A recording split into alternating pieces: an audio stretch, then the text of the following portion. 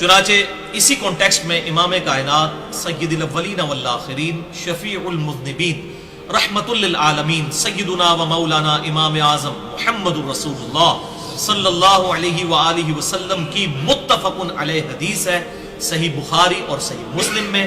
صحیح بخاری میں international number کے مطابق 3207، صحیح مسلم میں 416، اور راوی ہیں انس ابن مالک رضی اللہ تعالی عنہ.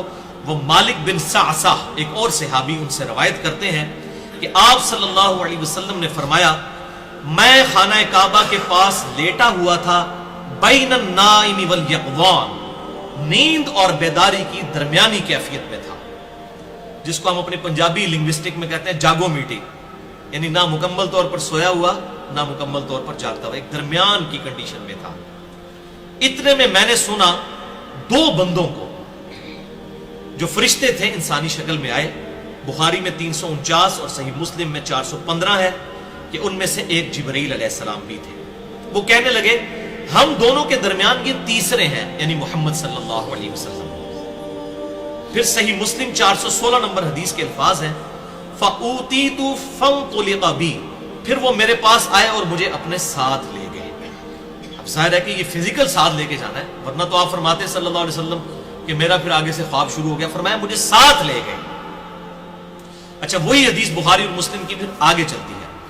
فرشتے مجھ کو لے گئے، پھر میرے پاس ایک سونے کا تشت لایا گیا جس میں زمزم کا پانی تھا. بخاری 349، مسلم 416. جبرائیل علیہ السلام نے میرا سینہ چاک کیا، پھر اسے آب زمزم سے دھویا، پھر سونے کا تشت لائے جو حکمت اور ایمان سے بھرا ہوا تھا، اسے میرے سینے میں ڈال دیا اور پھر میرے سینے کو جوڑ دیا.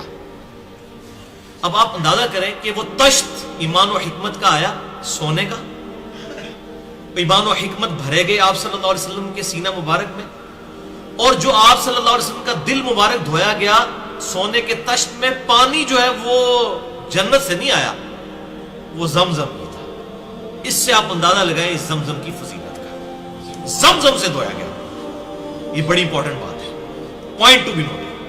تو یہ واقعہ ہے جسے ہم شق الصدر کا واقعہ کہتے ہیں، آپ صلی اللہ علیہ وسلم کے سینہ مبارک کے چاک ہونے کا واقعہ. اور یہ واقعات آپ صلی اللہ علیہ وسلم کے ساتھ نمبر آف ٹائمز ہوئے. بعض کہتے ہیں 3 دفعہ، بعض کہتے ہیں 4 دفعہ. بہرحال مجھے جو صحیح الاسناد احادیث میں 2 واقعات تو بالکل پیٹ ملے ہیں. ایک تو یہ شب معراج والا، اور ایک آپ صلی اللہ علیہ وسلم کے ساتھ بچپن میں بھی یہ واقعہ ہوا 8 سے 10 سال کی عمر میں، جب آپ صلی اللہ علیہ وسلم تربیت کے لیے سیدہ حلیمہ سعدیہ رضی اللہ تعالی عنہا کے پاس تھے. صرف دودھ پینے کے لیے نہیں، بلکہ اس وقت رواج تھا کہ شستہ عربی سیکھنے کے لیے بچوں کو بچپن کے 10-12 سال جو ہے وہ قبائلی علاقوں میں بھیجا جاتا تھا تاکہ وہاں سے شستہ عربی ایٹیکیٹ سیکھ کر آئیں. تو آپ صلی اللہ علیہ وسلم کو بھی وہاں پر بھیجا گیا بچپن میں. 8 سے 10 سال کی عمر تھی. اور یہ واقعہ ہے صحیح مسلم 413 نمبر حدیث انٹرنیشنل نمبر کے مطابق کہ آپ صلی اللہ علیہ وسلم کے ساتھ آپ کے بہن بھائی بھی تھے دودھ کے رشتے سے. سیدہ حلیمہ سعدیہ کے جو اولاد تھی انہوں نے دیکھا کہ کوئی شخص آیا، اس نے آپ صلی اللہ علیہ وسلم کو زمین پر لٹایا، آپ کا سینہ چاک کیا، دل مبارک باہر نکالا اور اس کے ساتھ خون کا ایک لوتھڑا تھا جسے ریموو کر دیا، اور پھر کہا کہ یہ دنیا کا حصہ تھا جو اس دل میں موجود تھا وہ نکال دیا، جو ہمیں اپنی جبلت میں ہر ایک انسان کو ملے گا. شیطان بھی اٹیچ ہے اور ایک فرشتہ بھی اٹیچ ہے، جو صحیح مسلم میں آتا ہے کہ ہر انسان کے ساتھ ایک شیطان اور ایک فرشتہ ہے. اور نبی صلی اللہ علیہ وسلم نے فرمایا اللہ تعالیٰ نے مجھے غلبہ دیا ہے، میرے ساتھ جو شیطان بھی اٹیچ تھا وہ بھی مجھے نیکی کی طرف ہی دعوت دیتا ہے. تو آپ صلی اللہ علیہ وسلم کے سینہ مبارک سے وہ فزیکل ریموومنٹ بھی کر دی گئی اس حوالے سے. اور پھر اس میں بھی الفاظ ہے کہ زمزم سے دھویا سیدنا جبرائیل علیہ السلام نے آپ صلی اللہ علیہ وسلم کے دل مبارک کو. اور یہ ایکسپیرینس تقریباً 10 سے 12 سال کی عمر میں آپ صلی اللہ علیہ وسلم کے ساتھ یہ ایکسپیرینس ہوا. صحیح مسلم 413 نمبر حدیث. اسی حدیث میں الفاظ ہے کہ وہ جو بہن بھائی ساتھ کھیل رہے تھے انہوں نے تو شور مچا دیا. سیدہ حلیمہ کے پاس آئے اور کہا کہ ہمارے بھائی محمد صلی اللہ علیہ وسلم کو کوئی قتل کر گیا. ظاہر ہے جی اتنا بڑا ایکسپیرینس، سینہ چاک، دل نکال لیا، تو قتل کرنے کی مترادف پیچھے کیا بچ جاتا ہے. اور یہ دیکھیں یہ معجزہ تھا، اور آپ صلی اللہ علیہ وسلم خود بھی اس کو روایت کر رہے ہیں. یہ آپ صلی اللہ علیہ وسلم نے حضرت انس بن مالک کو بتائیں یہ ساری باتیں کہ یہ معاملہ میرے شب معراج بھی ہوا اور بچپن میں بھی ہوا. تو ہم میں سے کسی کا دل باہر اس طرح نکال لیا جائے تو کوئی ہوش نہیں رہتی. تو یہ معجزانہ طور پر سارے معاملات ہوئے. آپ صلی اللہ علیہ وسلم خود اس کے راوی ہیں. تو اسی حدیث میں الفاظ ہیں کہ سیدہ حلیمہ سعدیہ دوڑتی ہوئی آئیں، نبی صلی اللہ علیہ وسلم کا چہرہ مبارک فک ہو چکا تھا، اور حضرت انس ابن مالک کہتے ہیں کہ میں نے اپنی آنکھوں سے، صحیح مسلم 413 نمبر حدیث، آپ صلی اللہ علیہ وسلم کے سینہ مبارک پر، پورے سینہ مبارک پہ سلائی کے نشان بھی دیکھے ہیں، جس سے جبریل نے وہ سینہ سیا تھا۔ تو سلائی کے نشان اسی وقت ہوں گے جب فزیکلی اس کو ریموو کیا جائے۔ یہ کوئی روحانی آپریشن نہیں تھا جو ادھر اکثر لوگ کہتے ہیں جنات روحانی آپریشن کر، میں ان کو پھر پھکی دیتا ہوں کہ جنات نے کبھی ختنہ تو نہیں کیا، کیونکہ ختنہ سامنے نظر آ جاتا ہے نا، روحانی آپریشن تو کیسے نظر آئے؟ ختنہ کوئی کر کے دسے نا، پھر اسی مننا کہ ہاں جی جنات کر گئے نے ختنہ، یہ کوئی بزرگ کر گئے روحانی آپریشن۔ تو یہ فزیکلی آپ صلی اللہ علیہ وسلم کے سینہ مبارک کے اوپر یہ نشان موجود تھے۔ اس سے یہ بات پتہ چلی کہ آپ صلی اللہ علیہ وسلم کے ساتھ بچپن ہی سے بڑے ایکسٹراڈنری ایکسپیرینسز ہو رہے تھے۔ ایک وہ ابو طالب کا جو واقعہ ملتا ہے کہ وہ تجارت کے سفر کے دوران، وہ تو صحیح سند سے ثابت نہیں ہے، لیکن ایک اور واقعہ ملتا ہے صحیح مسلم میں انٹرنیشنل نمبر کے مطابق 5939 کہ آپ صلی اللہ علیہ وسلم فرماتے ہیں کہ میں اس پتھر کو آج بھی پہچانتا ہوں جو میری بعثت سے پہلے بھی مجھے سلام کیا کرتا تھا۔ اب اندازہ کریں آپ، ایک شخص جو نبی ابھی بن کر مبعوث نہیں ہوا اور اس کے ساتھ فزیکلی ایک پتھر کلام کر رہا ہے، تو بہت ایکسٹراڈنری ایک جو ہے وہ ایکسپیرینس ہے۔ تو آپ صلی اللہ علیہ وسلم کو بچپن ہی سے اس قسم کے ایکسپیرینسز کا سامنا کرنا پڑ رہا تھا، کیونکہ بچپن ہی سے نبی جو ہے وہ اللہ کی حفاظت میں ہوتا ہے، اور پیغمبر جو ہے وہ بچپن سے ہی پیغمبر ہوتا ہے۔ یہ بھی بات یاد رکھیے گا، مبعوث بے شک بعد میں ہو، لیکن وہ اللہ تعالیٰ کی خاص حفاظت کے اندر ہوتا ہے جو پیغمبر ہے بچپن سے۔ اچھا، اب اسی طرف واپس آئیں، صحیح مسلم 411 نمبر حدیث، وہی واقعہ معراج۔ پھر میرے سامنے ایک براق لایا گیا، اور وہ ایک ایسا جانور تھا جو سفید رنگ کا تھا، گدھے سے اونچا اور خچر سے چھوٹا، اور اس کی رفتار کا یہ حال تھا کہ اس کا سم وہاں پڑتا تھا جہاں اس کی نگاہ، یعنی اتنا تیز تھا کہ جہاں نگاہ، حد نگاہ پہ اس کا پہلا قدم جا کے پڑتا تھا، اتنی سپیڈ والا تھا۔ وہ تو آج سائنس ہمیں بتا رہی ہے نا، روشنی کی رفتار جو ہے وہ کتنی ہے؟ 3 لاکھ کلومیٹر ایک سیکنڈ میں، 1,86,000 میل فی سیکنڈ۔ جو روشنی ہے وہ زمین کے 7 چکر لگا سکتی ہے ایک سیکنڈ کے اندر، پوری زمین کے سرکمفرنس کے 40,000 کلومیٹر کا یہ ہے سرکمفرنس، 7 چکر ایک سیکنڈ کے اندر۔ تو براق جو ہے برق سے نکلا، بجلی کو کہتے ہیں، بجلی کسی روشنی کسی تیزی کے ساتھ اس کا وہاں سم پڑتا تھا جہاں اس کی نگاہ۔ تو یہ آج ہمیں آئنسٹائن نے جو ہے یہ بات سمجھائی ہے کہ اس سے مراد کیا ہے۔ تو بہرحال یہ الگ سے ایک ٹاپک ہے، میں اور طرف نکل جاؤں گا۔ میں اس براق پر سوار ہوا اور بیت المقدس تک آیا، اور وہاں اس جانور کو اس حلقہ سے باندھ دیا جس سے اور انبیاء کرام علیہ السلام نے بھی اپنے جانوروں کو باندھا ہوا تھا، یعنی انبیاء کرام وہاں پر آئے تھے، ظاہر ہے یہ فزیکلی وہاں، اور وہی پتھر جسے آپ صلی اللہ علیہ وسلم اوپر گئے آسمانوں پر، اسے ہی ڈوم آف دا راک کہتے ہیں، قبہ صخرہ اس کے اوپر ہی بنا ہوا ہے وہ۔ تو وہ فزیکلی، جو غامدی صاحب سے بھی میں ریکویسٹ کروں گا، یہ عملی تواتر ہے مسلمانوں کا، اور تابعین کے دور کے اندر اس کے اوپر وہ گولڈن کلر کا گنبد رکھ دیا گیا تھا۔ یہ قبر نہیں تھی، قبروں پر گنبد نہیں رکھا گیا۔ اس سے یہ بھی بات پتہ چل گئی کہ اگر گنبد رکھنا ہوتا اس وقت آپ صلی اللہ علیہ وسلم کی قبر مبارک پہ بھی رکھ دیا جاتا، جو 650 سال بعد ایک بدعتی مصری بادشاہ جو رافضی تھا، اس نے منت مان کے وہ گنبد رکھا تھا۔ تو یہ گنبد جو اس وقت گولڈن کلر کا رکھا گیا تابعین کے دور کے اندر، بلکہ صحابہ بھی ابھی زندہ تھے، یہ حضور صلی اللہ علیہ وسلم کی وفات کے تقریباً 70 سال کے بعد کا واقعہ ہے۔ ولید بن عبد الملک کے دور میں وہ مکمل ہوا، تو لیکن انہوں نے گنبد اس کے اوپر رکھا، وہ ڈوم آف دا راک، اس پتھر کے اوپر، وہ جس کی جعلی تصویریں بھی بعض کا وہ صحیح تصویر ہے، اس کے نیچے سے جو مٹایا ہوا ہے نا کہ ہوا میں آج تک معلق ہے، یہ بالکل جھوٹ ہے، وہ ہوا میں معلق نہیں ہے بلکہ وہ زمین کے اوپر ہی ہے۔ تو اس کے ساتھ حلقے کے ساتھ باندھ دیا۔ اب بھائیو، مسجد الحرام سے بیت المقدس پہنچنے کے دوران آپ صلی اللہ علیہ وسلم کو اللہ تعالیٰ نے کچھ فزیکل ایکسپیرینسز کروائے، جو سورہ بنی اسرائیل میں ہے، لِنُرِيَهُ مِنْ آیاتنا، تاکہ ہم اپنی قدرت کی نشانیاں دکھائیں اپنے محبوب صلی اللہ علیہ وسلم کو۔ اب وہ نشانیاں کیا ہیں وہ میں یہاں پر ہی ذکر کروں، ظاہر ہے کہ ایک ترتیب کے ساتھ چل رہے ہیں۔ چنانچہ اس کانٹیکسٹ میں کل 5 کتابوں میں صحیح سند کے ساتھ یہ حدیث موجود ہے۔ اس کے ضعیف طرق بھی ہیں، امام ابن کثیر نے جرح بھی کی ہے، ضعیف طرق کے اوپر امام بہقی نے بھی، لیکن جو صحیح طرق ہے اس کا، جس کو امام بہقی نے بھی صحیح کہا، میں وہ بیان کرنے لگا ہوں، اور شیخ زبیر لزئی رحمہ اللہ نے بھی اسے صحیح کہا۔ 5 کتابوں سے، نمبر 1 سنن نسائی۔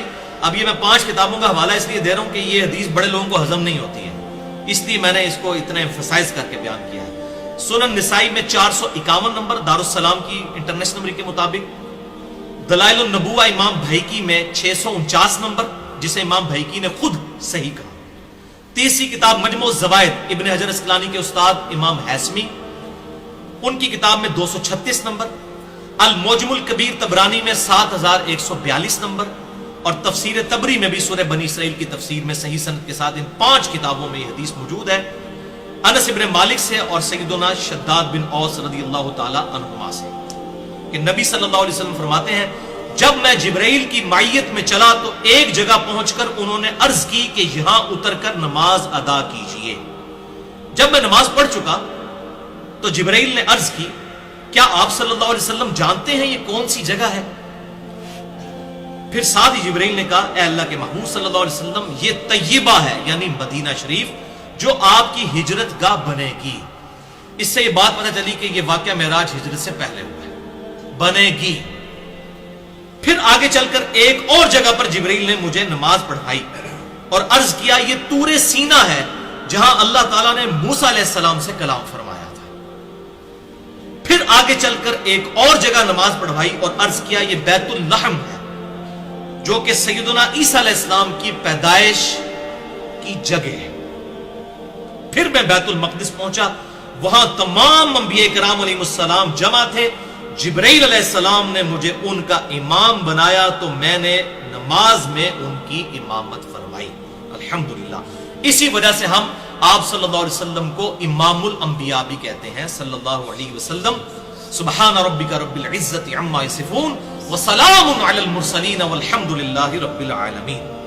اور یہ انبیاء کرام کی جو امامت فرمائی اور سارے نبی جمع کیوں ہوئے، اس کی حکمت کیا ہے وہ بھی آج میں انشاءاللہ ٹروتھ ریویل کروں گا کہ یہ سارے نبیوں کو جمع کرنے کا مقصد کیا تھا، وہ ٹروتھ بھی انشاءاللہ آگے چل کے میں ریویل کر دوں گا۔ صحیح مسلم 430 نمبر حدیث کے الفاظ ہیں میں نے بیت المقدس میں اپنے آپ کو پایا، انبیاء کرام علیہ السلام کی ایک جماعت میں موسیٰ علیہ السلام کو دیکھا، وہ کھڑے نماز پڑھ رہے تھے، وہ گندمی رنگ کے ایک مضبوط اور قوی آدمی تھے، اور عیسیٰ علیہ السلام کو بھی بیت المقدس میں نماز پڑھتے ہوئے پایا، وہ اربا بن مسعود کے ہم شکل تھے، عبداللہ ابن مسعود کے بھائی کے۔ اور صحیح مسلم 418، 426 اور 427 نمبر حدیث ہے کہ عیسیٰ علیہ السلام گندمی شکل کے لمبے بالوں والے، گھنگریالے بالوں والے، اور ان کے بال کندھوں تک تھے، یعنی یہاں تک، یہ آخری حد ہے، اس سے نیچے آپ نہیں بال کر سکتے، عورتوں کی مشابہت ہو جائے گی، عورتیں اس سے اوپر نہیں کر سکتی، مرد اس سے نیچے نہیں کر سکتے، اور ان کے سر سے پانی ٹپک رہا تھا، تو مجھے بتایا گیا یہ عیسیٰ ابن مریم ہے۔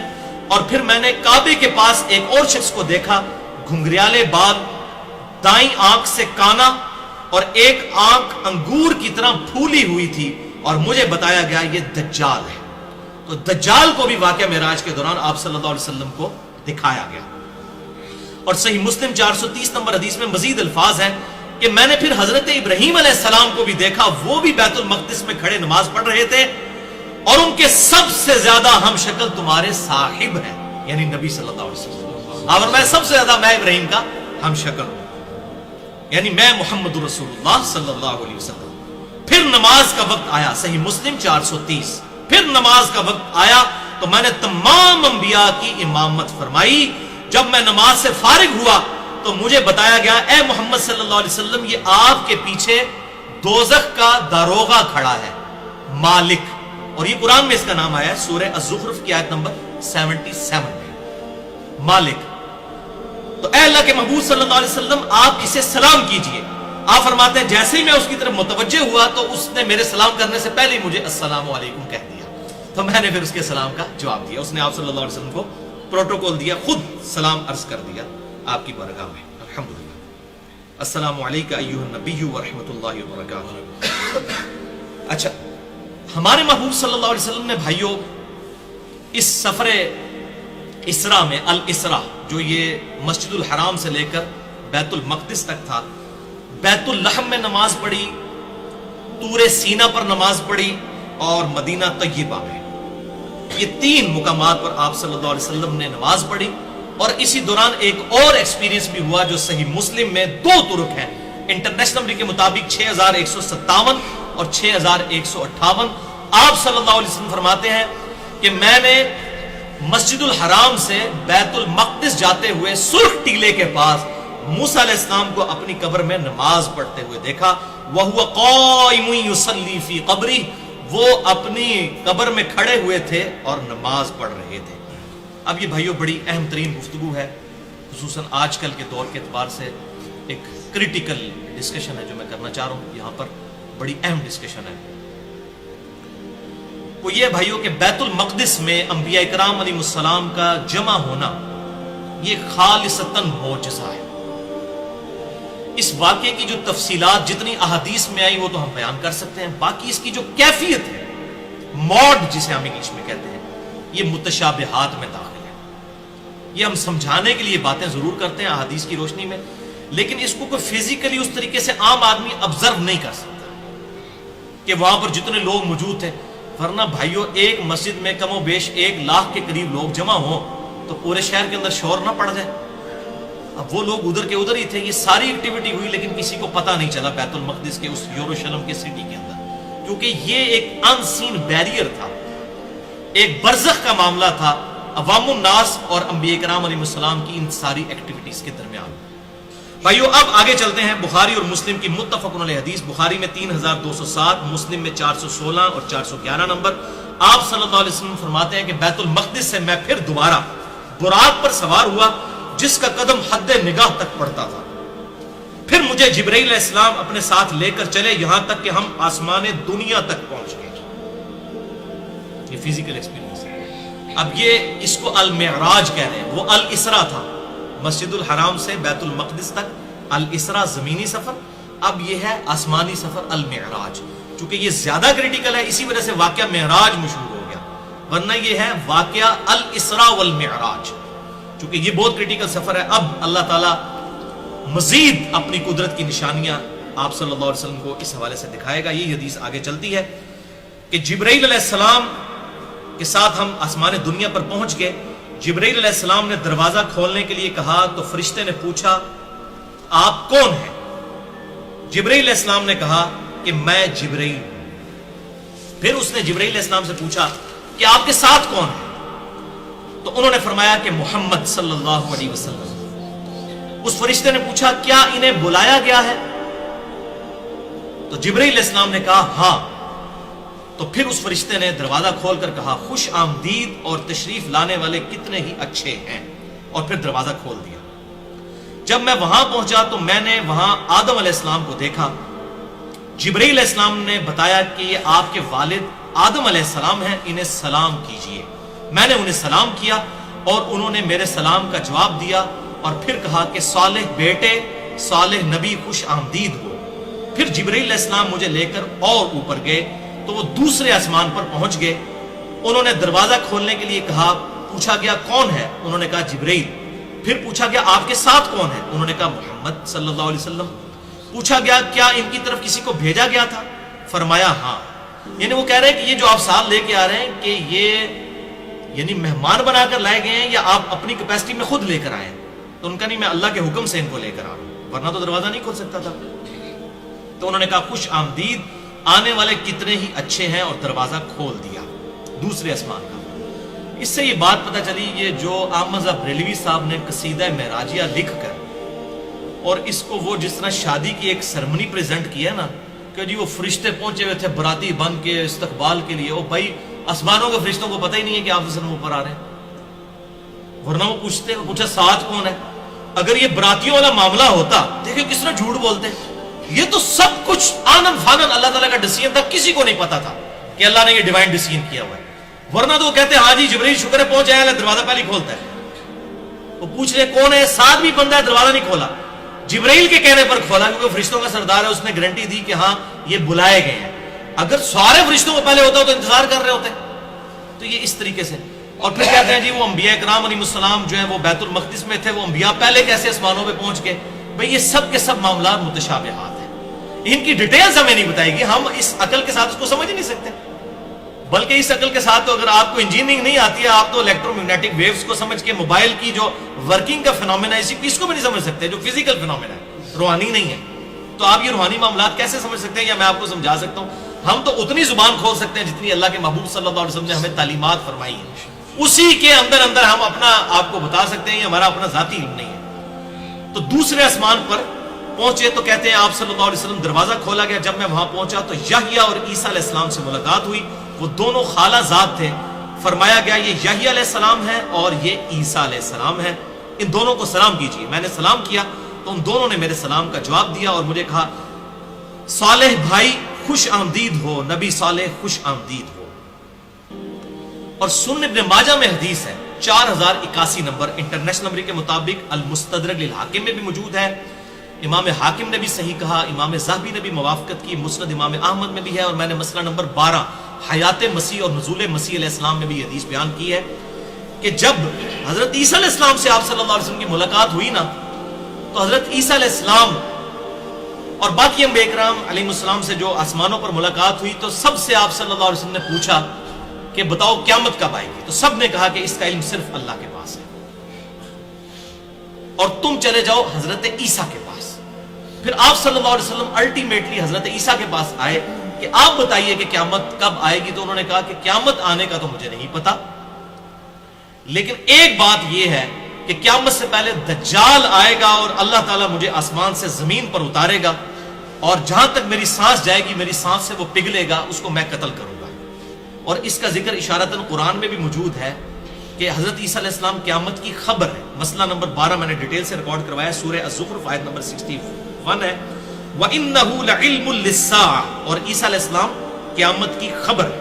یہ سنن ابن ماجہ 4081 نمبر حدیث ہے, مستدرک للحاکم میں بھی موجود ہے, امام حاکم نے صحیح کہا, امام ذہبی نے صحیح کہا, اور مسند امام احمد میں بھی موجود ہے. دوسرے آسمان پر حضرت عیسیٰ علیہ السلام سے یہ ڈسکشن ہوئی. پھر مجھے تیسرے آسمان پر لے جایا گیا, پھر وہی گفتگو ریپیٹ ہوئی. تیسرے آسمان پر یوسف علیہ السلام سے ملاقات ہوئی, چوتھے آسمان پر حضرت ادریس علیہ السلام سے ملاقات ہوئی, پانچویں آسمان پر ہارون علیہ السلام سے ملاقات ہوئی, اور پھر چھٹے آسمان پر پہنچے تو دروازہ کھولنے کے لیے کہا تو انہوں نے پوچھا کون, فرمایا جبریل. پوچھا گیا آپ کے ساتھ کون, فرمایا محمد صلی اللہ علیہ وسلم. پوچھا گیا ان کی طرف پیغام بھیجا گیا تھا, فرمایا ہاں. کہا گیا خوش آمدید, آنے والے کتنے ہی اچھے ہیں. دروازہ کھول دیا گیا. جب میں وہاں چھٹے آسمان پر پہنچا تو موسیٰ علیہ السلام تشریف فرما تھے. جبریل علیہ السلام نے فرمایا یہ موسیٰ ہیں, انہیں سلام کیجئے. میں نے انہیں سلام کیا تو انہوں نے سلام کا جواب دیا. پھر فرمایا صالح بھائی اور صالح نبی خوش آمدید ہو. جب میں موسیٰ علیہ السلام سے آگے بڑھنے لگا, یعنی 7ویں آسمان کی طرف, تو موسیٰ علیہ السلام رونے لگے. تو ان سے پوچھا گیا آپ کیوں رو رہے ہیں؟ تو انہوں نے فرمایا میں اس لیے روتا ہوں کہ ایک نوجوان محمد صلی اللہ علیہ وسلم جو میرے بعد مبعوث کیا گیا, اور اس کی امت جنت میں جانے والے افراد میری امت کے جنت میں جانے والے افراد سے بہت زیادہ ہوں گے. یعنی اللہ نے یہ بہت بڑی فضیلت دی ہے. یعنی یہ ان کا رشک کی وجہ سے رونا تھا کہ میرے بعد آیا اور اللہ نے اس کو یہ فضیلت دی. اور بخاری اور مسلم کی متفق علیہ حدیث ہے کہ جنتیوں کا نصف امت محمدیہ صلی اللہ علیہ وسلم سے, اور اس کی وجہ بھی یہی ہے. بخاری اور مسلم کی متفق علیہ حدیث ہے تمام نبیوں پر ایمان لانے والے لوگوں کی تعداد ڈیپینڈ کرتی تھی اس نبی کو دیے گئے معجزے پر, اور مجھے اللہ تعالیٰ نے وہی یعنی القرآن کا معجزہ دیا. میں اللہ سے امید کرتا ہوں سب سے زیادہ امتی جنت میں جانے والے میری امت سے ہوں گے, کیونکہ میرا معجزہ سب سے بڑا ہے. اور آج ہمیں پریکٹیکل نظر آ رہا ہے. آپ دیکھ لیجئے, Islam is the fastest growing religion in America, in Europe. اس کے اوپر میں کئی لیکچر دے چکا ہوں. مسئلہ نمبر 64 دیکھ سکتے ہیں, مسئلہ نمبر 1 دیکھ سکتے ہیں, مسئلہ نمبر 115 دیکھ سکتے ہیں, اور کافی لیکچرز. تو بہرحال سنن ابن ماجہ میں بھی ایک حدیث موجود ہے. آپ صلی اللہ علیہ وسلم نے فرمایا کہ جنتیوں کی 120 میں سے 80 صفحے میری امت سے, 120 میں سے 80 صفحے. تو حضرت موسیٰ علیہ السلام ایویں نہیں رو رہے تھے, انہوں نے کہا یہ میرے بعد نوجوان آیا اور اس کی امت زیادہ جنت میں جائے گی. پھر مجھے 7ویں آسمان پر لے جایا گیا. جبرائیل علیہ السلام نے دروازہ کھولنے کے لیے کہا تو پوچھا گیا آپ کون ہیں؟ فرمایا جبریل.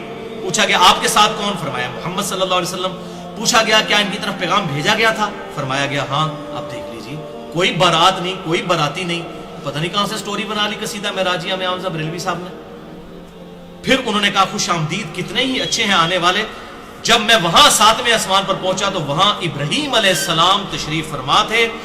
جبرائیل علیہ السلام نے کہا اے محمد صلی اللہ علیہ وسلم یہ آپ کے باپ ابراہیم علیہ السلام ہیں, انہیں سلام کیجئے. چنانچہ میں نے انہیں سلام کیا تو انہوں نے میرے سلام کا جواب دیا. پھر فرمایا صالح بیٹے, صالح نبی خوش آمدید. ایک آدم علیہ السلام نے حضور کو بیٹا کہا اور ایک ابراہیم علیہ السلام نے, باقی سب نے کہا بھائی.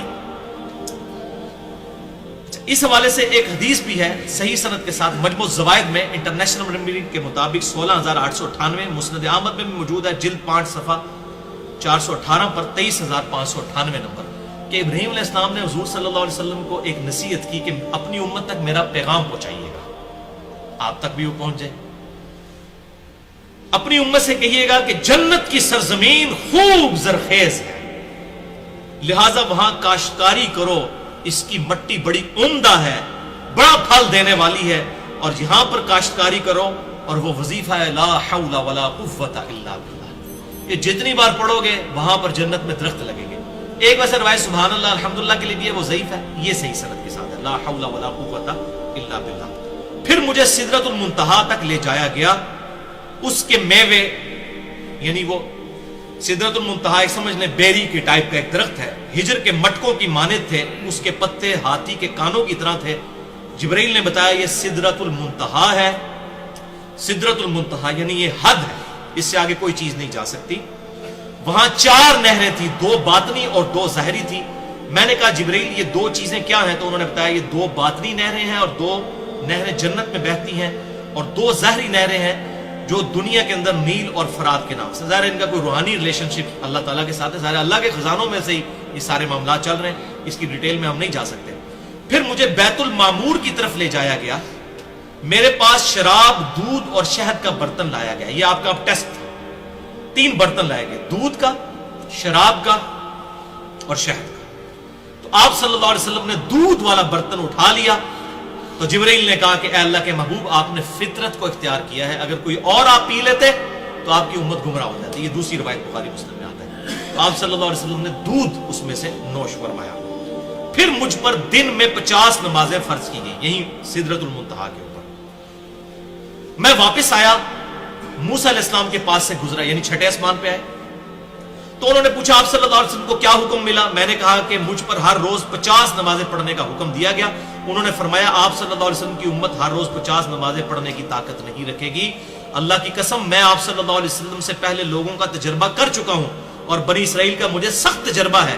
آپ اپنے رب کے حضور دوبارہ جائیں اور اپنی امت کے لیے تخفیف کی درخواست کریں، 50 نمازیں بہت زیادہ ہیں۔ میں دوبارہ گیا تو مجھ سے 10 کم کر دی گئی۔ پھر میں موسیٰ علیہ السلام کے پاس آیا، پھر انہوں نے وہی بات کی۔ پھر میں خدا کے پاس گیا، یعنی وہ جہاں پر سدرۃ المنتہا پر جہاں پر اللہ تعالیٰ اپنی شان کے لائق وہی فرما رہا تھا، 10 نمازوں کی تخفیف کر دی گئی۔ میں موسیٰ علیہ السلام کے پاس واپس آیا، پھر انہوں نے وہی بات کی۔ پھر میں اللہ کے حضور حاضر ہوا، پھر 10 نمازیں کم کر دی گئیں۔ پھر یہ بار بار 10 کرتے اینڈ پہ 10 رہ گئی۔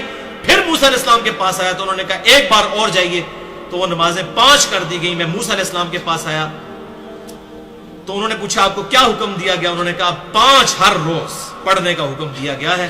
موسیٰ علیہ السلام نے کہا کہ آپ صلی اللہ علیہ وسلم کی امت ہر روز 5 نمازیں پڑھنے کی طاقت نہیں رکھے گی، کیونکہ میں آپ سے پہلے لوگوں کا تجربہ کر چکا ہوں۔ ایسے بڑا ایکسپرٹ اوپینین تھا، اور ایک پھیرا اور لگ جاتا ہے، ساری نمازیں معاملہ والا جو ہے وہ ہو جاتا ہے ایسا۔ تو انہوں نے کہا کہ یہ 5 بھی نہیں پڑے گی، مجھے سخت تجربہ ہے بنی اسرائیل کا، آپ اپنے رب کے پاس پھر جائیں اور اپنی امت کے لیے تخفیف کی درخواست کریں۔ آپ صلی اللہ علیہ وسلم نے فرمایا کہ میں اپنے رب سے اتنی دفعہ تخفیف لے چکا ہوں کہ اب مجھے سوال کرتے ہوئے حیا آتی ہے، لیکن امت بے شرم ہے، 5 نہیں پڑھتی۔ نبی کو حیا آئی ہے لیکن امت کو حیا نہیں ہے۔ اب میں راضی ہوں، سر تسلیم خم کرتا ہوں۔ فرمایا جب میں وہاں سے چلا تو آواز دینے والے نے آواز دی، میں نے 5 نمازوں کا فریضہ جاری کر دیا اور اپنے بندوں پر تخفیف فرما دی۔ جبکہ صحیح مسلم میں آگے الفاظ ہیں 411 نمبر، یہی اسی حدیث کے کانٹیکسٹ میں، کہ 7ویں آسمان پر ابراہیم علیہ السلام سے ملاقات ہوئی تو آپ بیت المعمور سے ٹیک لگائے ہوئے تھے۔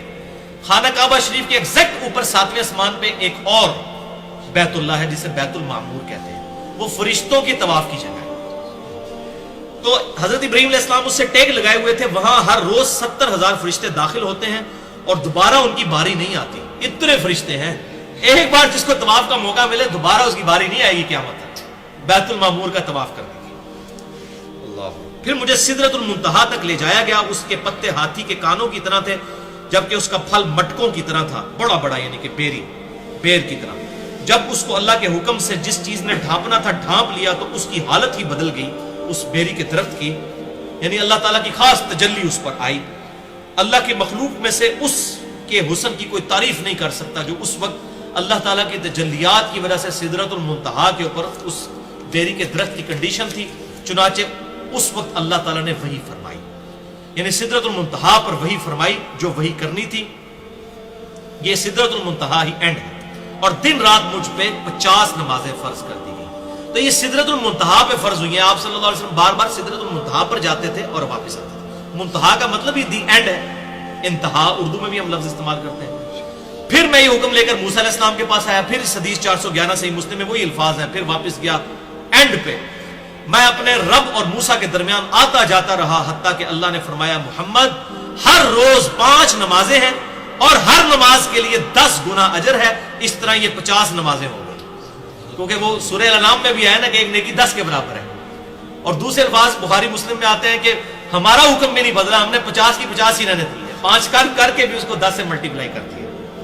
حتیٰ کہ اللہ تعالیٰ نے فرمایا کہ محمد صلی اللہ علیہ وسلم ہر روز یہ 5 نمازیں ہیں اور ہر نماز کے لیے 10 گنا اجر ہے۔ اس طرح یہ 50 نمازیں ہوئیں۔ جو شخص کسی نیکی کا ارادہ کرے اور اس نیکی کو نہ کر سکے تو میں اس کے لیے ایک نیکی پھر بھی لکھ دوں گا، اور اگر وہ نیکی کو کر لے تو 10 نیکیاں لکھوں گا۔ اور جو شخص برائی کا ارادہ کرتا ہے لیکن وہ اسے نہیں کرتا تو میں اس کے لیے کچھ بھی نہیں لکھتا، اگر اس کا ارتکاب کرے گا تو صرف ایک ہی برائی لکھی جاتی ہے۔ آپ صلی اللہ علیہ وسلم فرماتے ہیں میں نیچے آیا حتیٰ کہ موسیٰ علیہ السلام کے پاس آ کر میں نے انہیں بتایا، لیکن انہوں نے پھر بھی یہی فرمایا کہ اپنے رب کے پاس جائیں اور اسے تخفیف کی درخواست کریں، یعنی 5 بھی گھٹاؤ۔ تو رسول اللہ صلی اللہ علیہ وسلم نے فرمایا میں نے کہا کہ میں اتنی بار اپنے رب کے پاس گیا کہ لہٰذا اب مجھے جانے سے حیا آتی ہے، کاش امت بھی حیا کرے اور نمازوں میں استقامت جو ہے وہ اختیار کرے، آمین۔ اچھا، بخاری اور مسلم کی ایک اور طرق میں جو حضرت ابو ذر غفاری رضی اللہ تعالیٰ عنہ سے ہے، بخاری میں 349، مسلم میں 415، اس میں الفاظ ہیں کہ جب آسمان دنیا پر دروازہ کھولا گیا، آسمان دنیا کا پہلا جہاں پہ آدم علیہ السلام سے ملاقات ہوئی، تو ایک شخص جس کے دائیں اور بائیں جانب کچھ لوگ تھے وہ میں نے دیکھا، جب وہ اپنے دائیں طرف دیکھتا تھا تو مسکرا دیتا تھا اور جب بائیں طرف دیکھتا تھا تو رونا شروع کر دیتا تھا۔ اور اس شخص نے کہا خوش آمدید نبی صالح اور بیٹے صالح۔ میں نے جبریل سے پوچھا یہ کون ہے؟ تو انہوں نے بتایا کہ یہ آدم علیہ السلام ہے، ان کے دائیں اور بائیں جانب جو گروہ ہیں یہ ان کی اولادوں کی روحیں ہیں۔ جب وہ دائیں طرف یعنی جنتیوں کے گروہ کو دیکھتے ہیں تو خوش ہوتے ہیں، اور جب بائیں طرف دیکھتے ہیں جہنمیوں کو تو رونا شروع کر دیتے ہیں۔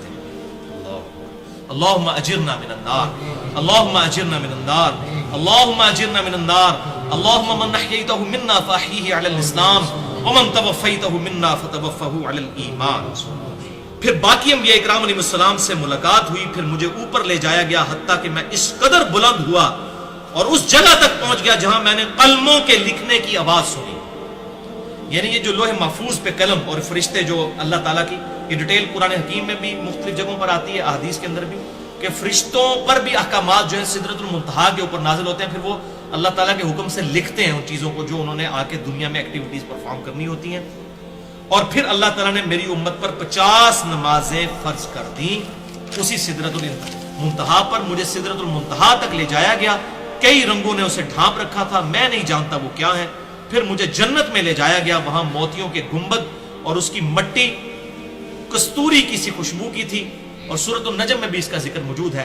عند سدرۃ المنتہا عندہا جنت المأوا، سدرۃ المنتہا کے ہی پیرلل جنت المأوا جنت ہے، یعنی یہ اینڈ ہے 7ویں آسمان کے اوپر سدرۃ المنتہا، بیری کا ایک درخت۔ ظاہر ہے یہ سمجھانے کے لیے، اور صحیح بخاری میں الفاظ ہیں 6581 اور 7517 نمبر حدیث میں کہ آپ صلی اللہ علیہ وسلم فرما رہے تھے میں جنت میں چل رہا تھا، ایک نہر دیکھی جس کے دونوں کناروں پر موتیوں کے گنبد تھے۔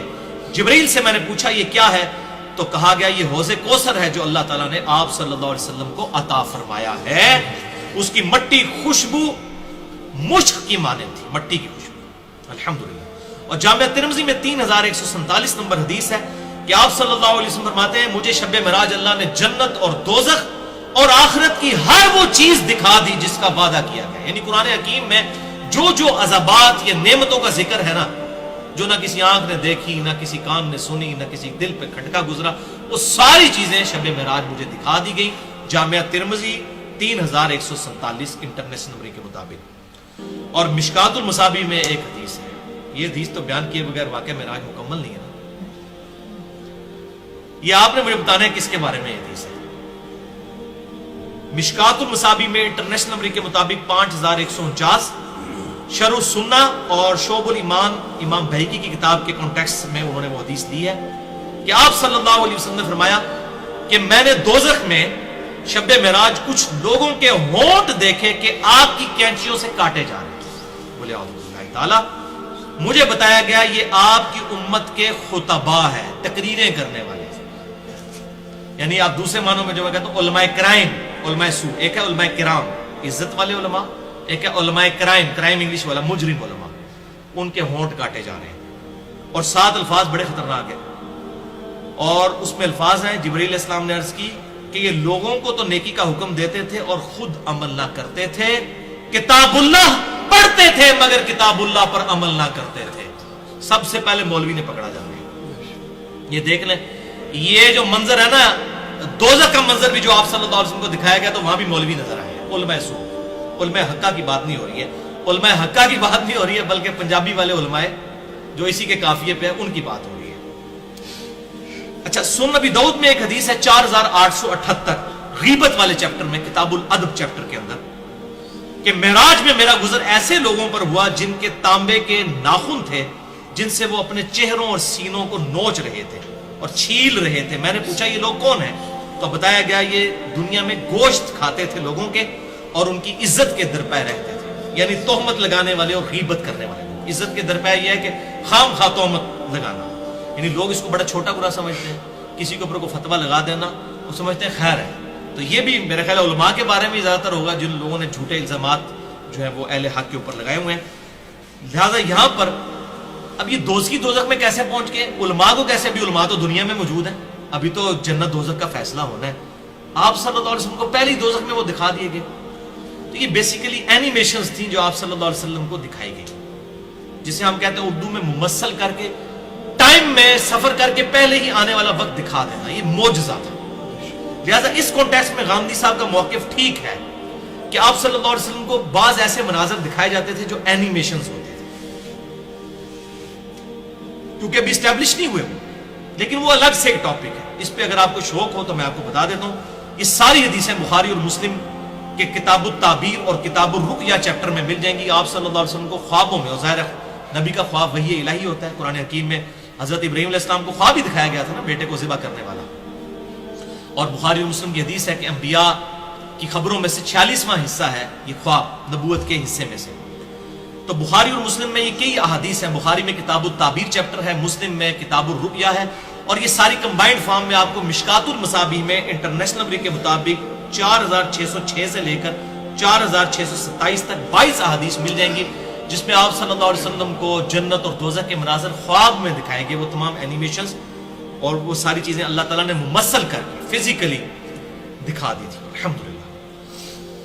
صحیح مسلم میں ایک اور حدیث ہے 431 نمبر. عبداللہ ابن مسعود رضی اللہ تعالیٰ عنہ کہتے ہیں کہ جب رسول اللہ صلی اللہ علیہ وآلہ وسلم کو معراج کروائی گئی تو انہیں سدرۃ المنتہا تک لے جایا گیا, وہ 6 آسمان پر ہے. باقی ساری حدیثوں میں آیا کہ سدرۃ المنتہا 7ویں آسمان پہ ہے, اس میں آئے 6, تو اس کی پھر علماء نے تعویل یہ کی ہے, محدثین رحمہ اللہ نے, کہ یہ سدرۃ المنتہا کا درخت 6 آسمان سے شروع ہو کر 7ویں پر مکمل ہوتا ہے. کیونکہ آپ دیکھیں سدرۃ المنتہا میں آتا ہے, آپ نے فرمایا انہیں پتے دیکھے اور اس کے مٹکوں کی طرح کے فروٹ دیکھے. ظاہر ہے کہ وہ پتے اور فروٹ تو اوپر والے حصے میں ہوتے ہیں, تو جڑ اس کی 6 سے شروع ہو جاتی ہے. زمین سے اوپر جانے والی ہر چیز کی حد سدرۃ المنتہا ہے. اسی مقام سے احکامات لیے جاتے ہیں, فرشتوں کو بھی, جبرائیل کو بھی, اور نبی صلی اللہ علیہ وسلم پہ بھی نمازیں اسی مقام پر فرض ہوئی تھی, سدرۃ المنتہا پر. اور اوپر سے جو حکم آتا ہے یہیں پر آ کر رکتا ہے اور یہیں سے احکام لیے جاتے ہیں. آپ صلی اللہ علیہ وسلم نے فرمایا جس چیز نے سدرہ کو ڈھانپنا تھا اس کو ڈھانپ رکھا تھا. ابن مسعود رضی اللہ تعالیٰ عنہ کا بیان ہے کہ اس سے مراد ہے, اور یہ آیت قرآن حکیم میں موجود ہے, وہ سونے کے پروانے اور پتنگے تھے جو کہ اس کے اوپر بیٹھے ہوئے تھے, یعنی سدرۃ المنتہا کے اس بیری کے درخت کے اوپر. رسول اللہ صلی اللہ علیہ وسلم کو سدرۃ المنتہا پر اللہ نے 3 چیزیں عطا فرمائیں. صحیح مسلم 431. یہ اب آپ سن لیجیے. نمبر 1 5 نمازیں عطا فرمائیں. نمبر 2 سورۃ البقرہ کی آخری 2 آیات.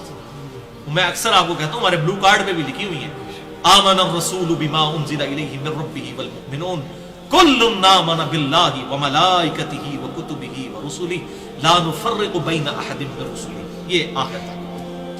صحیح بخاری اور صحیح مسلم کی متفقن علیہ حدیث ہے. بخاری میں 3886، مسلم میں 428.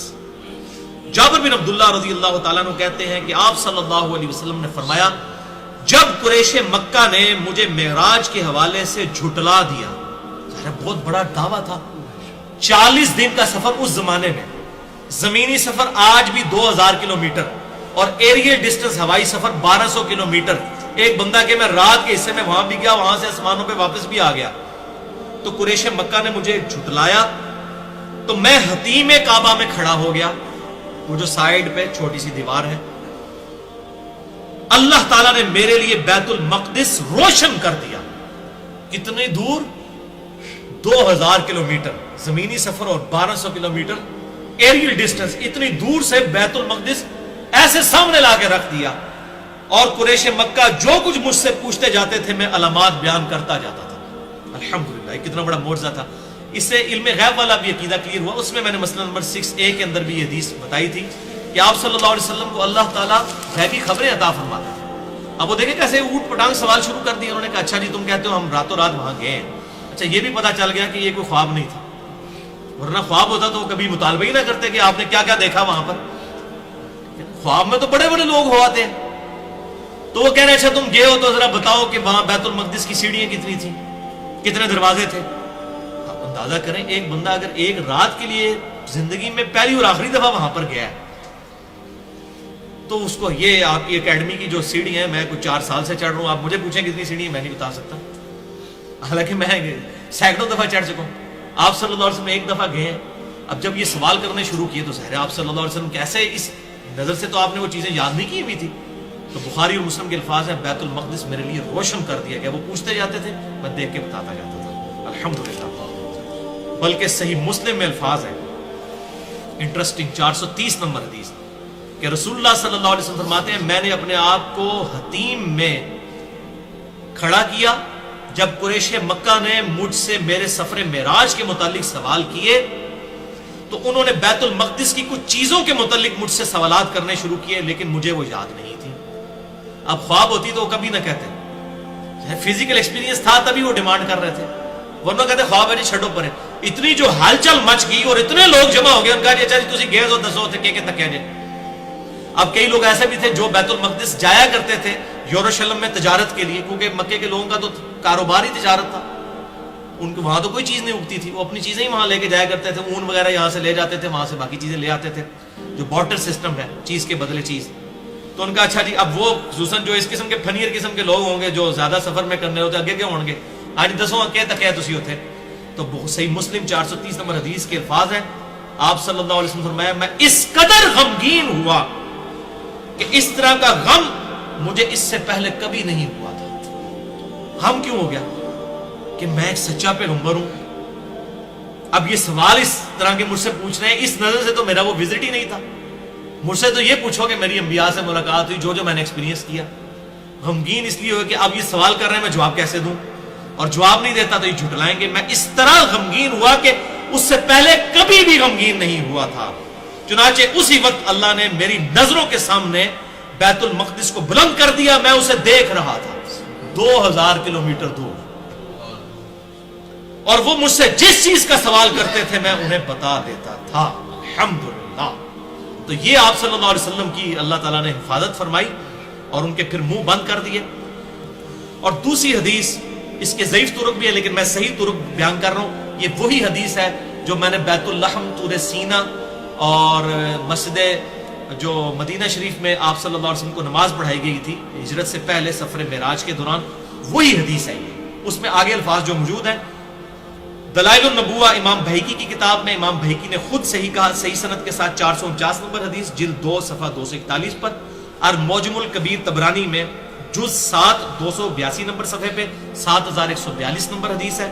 اور مجموع الزوائد میں امام حیثمی نے جو ابن حجر اسقلانی کے استاد ہیں حدیث نمبر 230 لی ہے جلد 1 صفحہ 85 پر کہ سیدنا ابو بکر صدیق رضی اللہ تعالیٰ عنہ نے عرض کی کہ اے اللہ کے محبوب صلی اللہ علیہ وسلم گزشتہ رات میں نے آپ کو بڑا تلاش کیا لیکن کہیں نہیں پایا.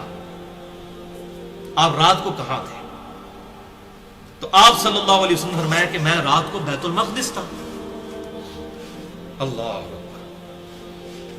جو کہ 1 مہینے کی مسافت کا مزدور، 40 دن کی مسافت اس وقت، ابھی بھی کوئی کم نہیں ہے، 2000 کلومیٹر پیدل سفر ہے، گاڑی میں بھی کریں تو کتنا ٹائم لگے گا، ایریل ڈسٹنس بھی 1200 کلومیٹر ہے۔ سیدنا ابوبکر نے عرض کیا اللہ کے محبوب صلی اللہ علیہ وسلم کچھ نشانیاں بیان کیجئے بیت المقدس کو۔ یہ اس لیے نہیں تھا کہ کوئی شک تھا، اپنا ایمان تازہ کرنے کے لیے، جیسے سورۃ البقرہ میں آتا ہے کہ اللہ تعالیٰ سے ابراہیم علیہ السلام نے عرض کیا اللہ تو مردوں کو زندہ کرے گا، اللہ تعالیٰ نے کہا تیرا یقین نہیں ہے کیا؟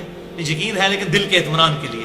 پھر کہا 4 پرندے پالو۔ ابراہیم علیہ السلام کے تو ایمان پہ کوئی شک نہیں کر سکتا، انہوں نے بھی حق الیقین تک پہنچنے کے لیے وہ فزیکل ڈیمانسٹریشن دیکھی۔ یہاں پہ بھی حضرت ابوبکر صدیق نے اپنے ایمان کو حق الیقین تک پہنچانے کے لیے سوال کیا، معاذ اللہ کسی نیگیٹو انٹینشن سے سوال نہیں تھا۔ یا رسول اللہ نشانیاں بیان کیجیے، تو آپ صلی اللہ علیہ وسلم کے سامنے بیت المقدس کو کر دیا گیا۔ حضرت ابوبکر نے پوچھا، اللہ تعالیٰ نے سامنے کر دیا بیت المقدس۔ ہاں جی پوچھ کے کچھ پوچھے گا، سب کچھ دسیا جائے گا۔ تو آپ صلی اللہ علیہ وسلم نے تمام نشانیاں بیان کی تو ابوبکر نے تصدیق کی اور کہا آپ سچے ہیں، لیکن یا رسول اللہ صلی اللہ علیہ وسلم کفار قریش جو ہیں وہ اس پہ باتیں بنائیں گے، آپ ان کو کیسے قائل کریں گے؟ میں تو تصدیق کرتا ہوں ان سارے کافروں نے تو بیت المقدس دیکھا بھی نہیں ہوا، میں نے تو دیکھا ہے، آپ تو بالکل صحیح کہہ رہے ہیں، تو ان کو کیسے منوائیں؟ یہ دوسرے معنوں میں اب ان کو کیا علمی پھکی دی جائے کہ ان کا ہاضمہ درست ہو جائے؟ اب آپ صلی اللہ علیہ وسلم نے کیا ارشاد فرمایا؟ ماشاءاللہ آپ صلی اللہ علیہ وسلم نے فرمایا کہ ابو بکر جب یہ کافر تم سے پوچھے نا تو ان کو کہنا کہ تمہارا جو قافلہ ہے اس کو نبی صلی اللہ علیہ وسلم نے فلاں مقام پر راستے میں دیکھا تھا، یعنی قافلہ تجارت کے لیے گیا ہوا تھا اور وہ واپس آ رہا تھا، اور صرف دیکھا نہیں، آپ نے فرمایا کہ اس قافلے کا راستے میں ایک اونٹ بھی گم ہو گیا جو فلاں شخص نے ڈھونڈ کر لایا تھا، اس کا نام بھی بتا دیا، اور وہ قافلہ فلاں دن یہاں پہنچے گا۔ اب یہ ساری غیبی خبریں اللہ کے بتائے بغیر کوئی انسان نہیں بتا سکتا، اور یہاں پر بھی بات ختم نہیں، تمہارا وہ قافلہ فلاں دن یہاں پہنچے گا، اور جب وہ قافلہ یہاں پہنچے گا سب سے آگے وہ اونٹ ہوگا جس کی رنگ گندمی ہوگا اور اس کی پیٹھ پر 2 سیاہ بوریاں بھی لدی ہوئی ہوگی، یہ لیڈ کر رہا ہوگا اونٹ جو اس قافلے میں آگے ہوگا، اور فلاں دن کو پہنچے گا۔ چلو بندہ یہ کہہ سکتا ہے راستے میں تھا، نہیں، بالکل ٹائنیش ڈیٹیل تک۔ تو پھر اسی دن سب لوگ دوپہر کے وقت وہاں پر جمع ہوئے، اور پھر وہی کچھ ہوا جو آپ صلی اللہ علیہ وسلم نے فرمایا تھا، وہ قافلہ بھی آیا اور اس قافلے میں سب سے آگے وہ اونٹ تھا جس پر 2 سیاہ بوریاں لٹکی ہوئی تھی۔ الحمدللہ آپ صلی اللہ علیہ وسلم کو اللہ تعالیٰ نے یہ غیبی خبر دی، اور اس کے ذریعے آپ صلی اللہ علیہ وسلم کا یہ واقعہ معراج، الاسراء والمعراج کو کافروں کے سامنے الحمدللہ حجت بنایا گیا۔ دیدار الہی عز و جل کے حوالے سے بھی ڈسکشن باقی ہے، وہ انشاءاللہ اگلی دفعہ تقریباً 1.25 گھنٹے کے اندر ہم کور کر لیں گے۔ وہ بڑی کریٹیکل گفتگو ہے، اس لیے میں نے اس کو اس سے الگ کیا، ورنہ اس میں 1-1.25 گھنٹہ اور لگ جاتا۔ اللہ تعالیٰ سے دعا ہے جو حق بات میں نے کہی اللہ تعالیٰ ہمارے دلوں میں راسخ فرمائے، اگر جذبات میں میرے منہ سے کوئی غلط بات نکل گئی تو اللہ تعالیٰ ہمارے دلوں سے محو کر دے، ہمیں کتاب و سنت کی تعلیمات پر عمل کر کے دوسرے بھائیوں تک پہنچانے کی توفیق عطا فرمائے۔ سبحانک اللہم و بحمدک، اشہد ان لا الہ الا انت، استغفرک و اتوب الیک، وما علینا الا البلاغ المبین۔